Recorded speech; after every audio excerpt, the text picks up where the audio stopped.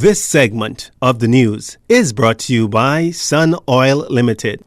Welcome back. The Deputy Prime Minister today wrapped up bilateral talks at the Inter-American Development Bank's 7th annual consultation of the Governors of the Caribbean Country Department in Kingston, Jamaica. The annual consultation involves discussions on a range of urgent administrative topics, IDB-sponsored developments in the region, and agreement on main agenda points of the bank's annual meeting in Mendoza, Argentina, in late March. This morning's meetings were with Sir Richard Branson and IDB Group President Alberto Moreno, leading the talk on the imperative of the Caribbean to act now to fully benefit from the digital revolution.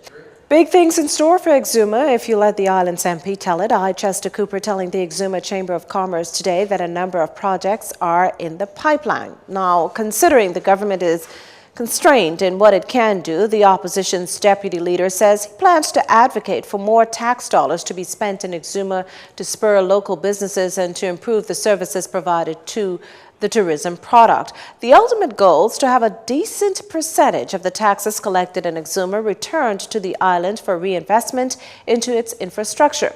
On the foreign direct investment side of things, Mr. Cooper says a $50 million project on Stocking Island will soon be announced, and the $4 million investment in the Emerald Beach Club is expected to be open just in time for this year's U.S. independence celebrations and with a 90% occupancy level. The PLP MP says his plan for the island includes striking a balance between making Exuma the most attractive place in the Bahamas for investment, for fast approvals, for local skilled labor to be used, for education, training, infrastructure, and a massive development of the ports. Over 85 nonprofit organizations spent the day over at the Atlantis Paradise Island Resort networking on ways to strengthen and expand different sectors in the Bahamas during a civil society conclave, the event organized by Org Bahamas. Its executive director, Matt Aubrey, and communication coordinator, Shantez Wilson. Civil society really represents the people and the power of the people. It's an organization of people that aren't government, they aren't business, they're coming together because they want to make a difference and have positive things in their communities, in their nation. I was going to say the broadest definition of civil society is any organization or group that is not the government and not a company that is creating solutions and creating programs and policy and implementing institutions within society. So that can be your activists, your one-person activist group, straight up to the big guys like Bahamas National Trust that run on quite a bit of money and have quite a bit of staff. It really is a broad range. It can be the feeding network that's going out of your church, every week or every month. It really is a broad spectrum of groups, and like Matt said, what unifies us is that we want to make the Bahamas a better place, and we're doing it for the people. Mr. Aubrey is hoping the forum will be a fire starter for many more. IDB representative Javon Moss. Understanding that the idea to host a forum was actually birthed at a CONSOC meeting at the Inter-American Development Bank. So we're very pleased to be a partner with ORG, and we're delighted that both civil society organizations from Nassau as well as the Family Islands are represented here.